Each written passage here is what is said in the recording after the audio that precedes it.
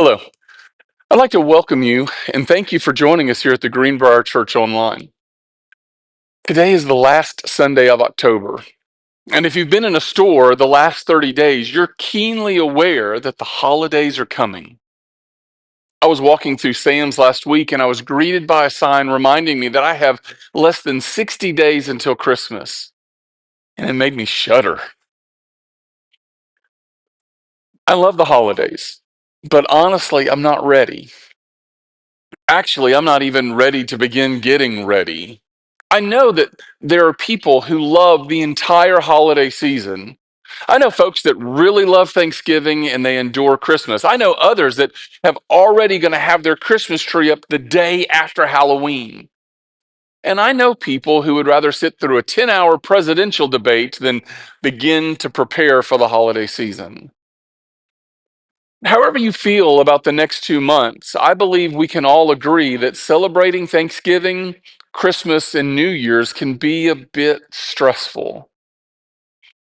I know that some people have already made their list about all the lists that they're going to have to make in order to get everything done. I know others of you have already had your first of many sleepless nights because you're so overwhelmed with the preparation and the shopping and the baking and the planning family trips.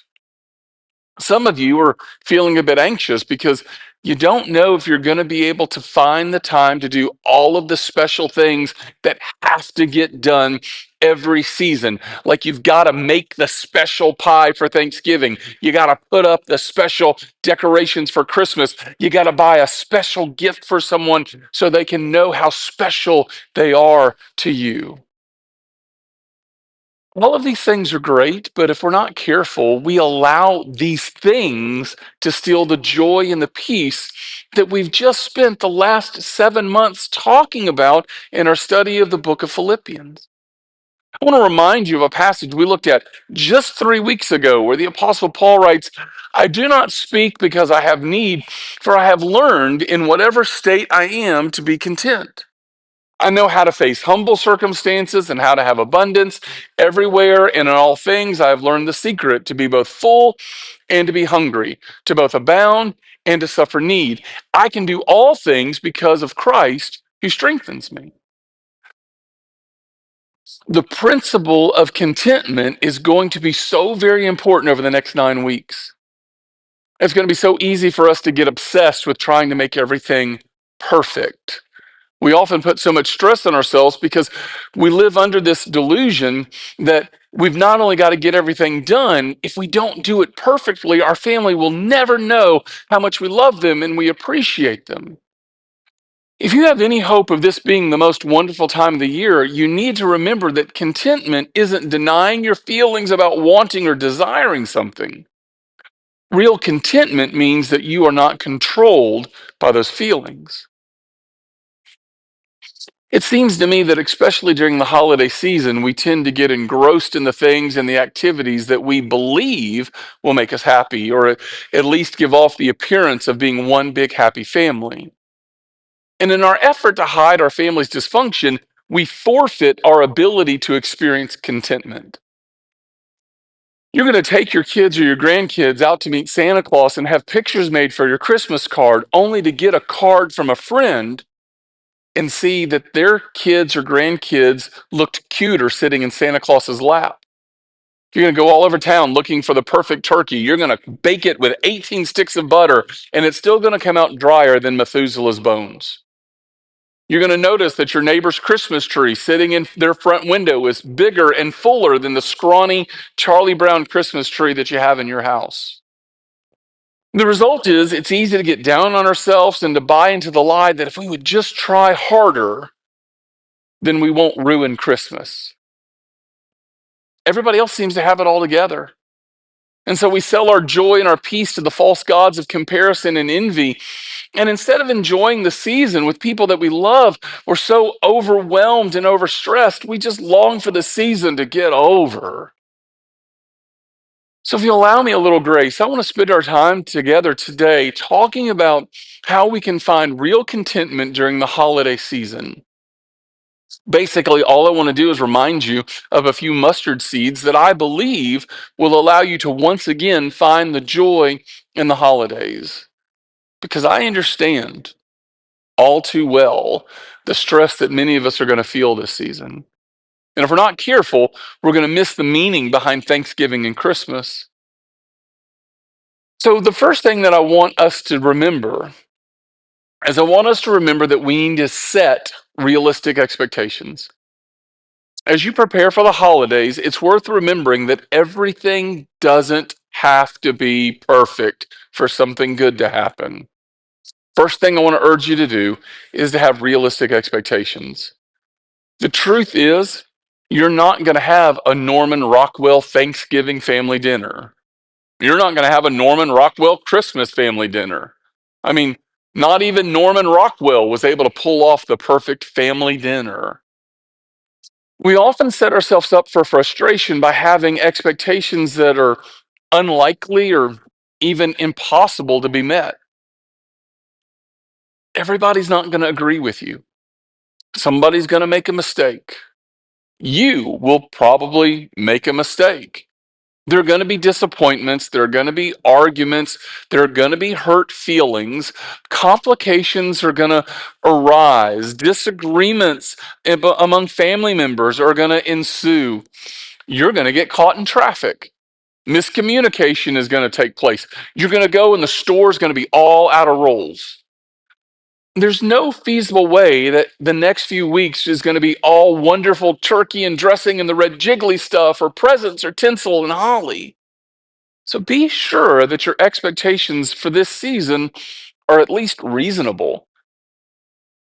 Let me take a minute here to encourage you to get rid of this idea that over the next few weeks that you're going to be able to do all of this flawlessly. People who experience real joy and peace understand that there are going to be difficulties, there are going to be disappointments. And if you want to discover peace in your life, you need to understand how to cope with the little or big disasters that come your way. Don't set yourself up for failure by having unrealistic expectations of the holidays. You can't please everybody. You can't see everybody. You can't buy the perfect gift for everybody. You're not even going to make everybody in your dysfunctional family get along. I mean, they never have. They're definitely not going to start now. It's easy to buy into this lie that we see people post on social media.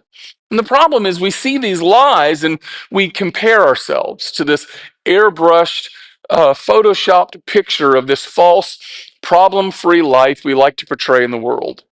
We need to remember that people only post on social media the good stuff. Nobody takes a picture of a burnt pecan pie and posts it on Instagram with the hashtag best meal ever. I love what the Apostle Paul writes to the church in Ephesus. He says, be patient with each other, making allowances for each other's faults because of your love. Part of being patient with one another is learning to adjust our expectations of others. Giving grace when somebody disappoints you, or giving grace to yourself when you feel like you've been a disappointment. You already know that nobody's perfect, not even you. Every holiday season in the past has had its own share of disappointment and mistakes and dysfunctions and catastrophes, but they didn't wreck your life. They didn't destroy your family. So practice the art of giving people enough grace to grow. Secondly, let me encourage you to take time to rest. God takes the idea of rest pretty seriously. In the Ten Commandments, the first commandment, 8 words: you shall have no other gods before me. Straight to the point. The second commandment, the one about idols, it's a little better developed. God uses 83 words to tell us not to worship idols. In the third commandment about not taking God's name in vain, God uses 23 words. But did you know that the longest command in the Ten Commandments is the fourth commandment? It takes God 97 words to tell his people he wanted them to take a day off and rest every week. I've always been intrigued by the fact that the same document that forbids adultery and murder, lying and envy and idols, commands the Jews to rest, it's because God knows what we don't know. God understood how important rest was for our physical, mental, and spiritual well being. But this is the commandment that we brag about breaking. I never take a day off. I'm on the go 24/7, 365. I have a friend who's so afraid of being called a lazy preacher. If you called his house at 3 in the morning, he'd get up, get out of bed, grab the phone, standing up, and say, "No, you didn't wake me up. I'm standing right beside the phone." Have you ever noticed that during his 3 years of ministry, Jesus never seemed to be in a hurry? Even though there's so many people to teach, so many hurts and pain to deal with, so many needs to be met, Jesus is constantly surrounded by crowds. He's constantly being questioned by the scribes and the Pharisees. They invite him to dinners just so that they could watch him and test him. His daily events happen quickly, tumbling one right after the other. In Mark chapter 1, Jesus preaches in the synagogue, goes out and casts out a demon, heals the sick, ministers to a whole city gathered at the door in sundown. All of that happens in one day. And do you know what Jesus did next? Jesus withdrew to a desolate place to rest, to observe a time of rest and Sabbath. Time and time again, we read that he departed and went out to a desolate place. Jesus recognized his and our deep need for rest. He knew that there are always going to be crowds of people that need to be healed. There's always going to be a message to preach, always a life to touch. But he also realized how important rest was to his mission. As he goes about his father's business, he encourages his disciples to follow his example of rest and quiet. Because Jesus knew when we rest, we find the renewed energy to do the most important things. There's a direct link between how well we cope and how well rested we are. So as you enter the holidays, be sure to schedule some rest. Go to bed earlier, sleep in later, take a nap during the day. God has designed our bodies to need rest, and without rest, we simply don't handle things as well as we could. Babies aren't the only ones who get fussy when they're tired. You do too. Thirdly, I want to encourage you to recognize your limitations. One of the reasons that we become so overwhelmed with stress is we simply try to do too much. We try to schedule so many activities in so little time. We make more promises than we can keep. There are two limitations that I want you to recognize today. First, I want you to recognize the limitation on your time. In the Sermon on the Mount, Jesus is talking about the best way for us to live in these mortal bodies. I often tell people that the Sermon on the Mount is God's instruction manual for this body that he created. In Matthew 5:27, Jesus asks a very humbling question. Who of you by worrying can add a single hour to his life? The truth is, there's nothing that you or I can do to put more time on the clock.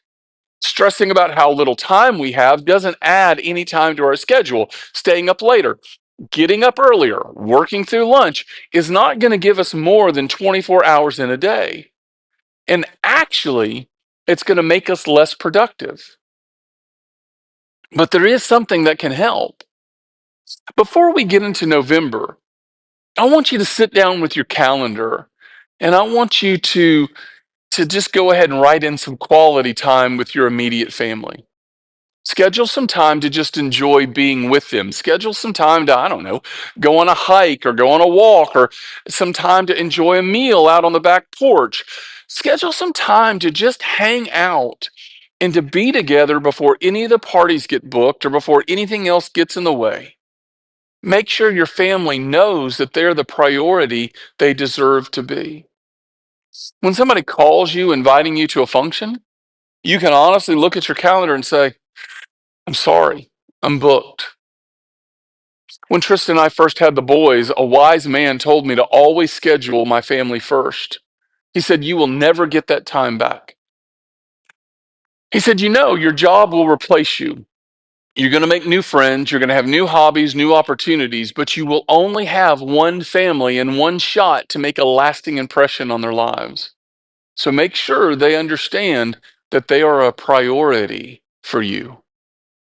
The truth is, your family is of utmost importance. They're more important than any business appointment or business party or any of the 100 other things that fill your calendars. So make sure you schedule some time with them. You only have so many days. Recognize that limitation. The other limitation that I want you to recognize is how little control you actually have in this world. I don't know if you've noticed this or not, but lots of us get really stressed out over the holidays because we know we're going to be seeing family members and we don't always get along with them. I mean, we love them, we need them, they just drive us crazy. So we dread the holidays. We dread those conversations that eventually will lead into an argument. In a culture that thrives on the ability to unfriend or to cancel someone, the truth is there are some people you just can't cancel. Even in my family, we have a few folks who are incredibly difficult. Might be me. We have some folks that seem to thrive on chaos. I can't tell you how liberating it was when I accepted the fact I'm not responsible for those people. I'm responsible to those people, but I'm not responsible for them. I don't choose their behavior, and I can't change them. So why waste the time and the mental energy to try? Just stop. You want a Bible verse that backs this up? I'll take you to Hebrews chapter 12, verse 14. Make every effort to live at peace with all people and be holy. In other words, do what you can without compromising your faith. Do what you can to get along with people, give in when you have to, compromise when you need to, just let some things go, but don't back down on your faith. If you want another verse, Romans chapter 12, verse 10. This is my favorite relationship verse in the entire Bible. Paul tells the Christians in Rome, if it's possible, as far as it depends on you, live at peace with everyone. Truth is, sometimes it's not possible. Sometimes it's not up to you. But when it is, keep the peace. Recognize your limitation. And the last thing that I think we can do to manage the stress of the season is to remember the purpose of a holiday. We have a wonderful opportunity over the next few weeks to take some time to reflect and to remember. I mean, after all, isn't that what the holiday season's really all about? Thanksgiving is about remembering how God has blessed us. Christmas is about remembering Jesus. The turkey's great, tree's wonderful. It's a blessing to get together and sing Auld Lang Syne. But the heart and the purpose of the season is our ability to remember how blessed we actually are. In a way, I like to think that what we're going to get to do over the next few weeks is an extension of the blessing that we have every Sunday. I love the fact that we get to take the time to go to tables and to sit across from one another and to remember how richly we've been blessed by our loving and compassionate Father. The Lord's table is first and foremost a place where we remember Jesus. When Jesus sat around the table with his disciples on that Passover meal, and he passed out the bread and he gave them the cup, two different times he said, "Do this in remembrance of me." Short and simple. We take communion, we think about Jesus. He is our focus, he is our reason for being there. We remember his entire life. But the table is also the space where we remind one another of the deep love and mercy that we are offered by our loving and compassionate God. Sometimes it's helpful to sit among other people who've received the amazing grace of God and be encouraged by the fact that we are deeply loved and we are called to love one another deeply. It doesn't matter if you're ready, it doesn't matter if I'm ready or not, the holidays are upon us. And we have the opportunity to decide, is this going to be a season of immense stress or a time of joy and peace? Let me encourage you today to take some time to set realistic expectations. Rest your body, recognize your limitations, and most of all, don't miss what the holidays are all about by remembering what God has done for you. It's my hope and my prayer that today you have a wonderful time around the table, that you're able to remember what God has done for you already. And I continue that prayer, praying that you will have a wonderful holiday season. I know it's not going to be perfect, but I hope and I pray that in this season you can find the place to be content with your relationships with God and your relationships with your family so that you can grow into a deeper relationship with both. I hope you have a wonderful week. Never forget how deeply and completely you are loved by our God. I hope that you go in peace, and I look forward to seeing you very soon.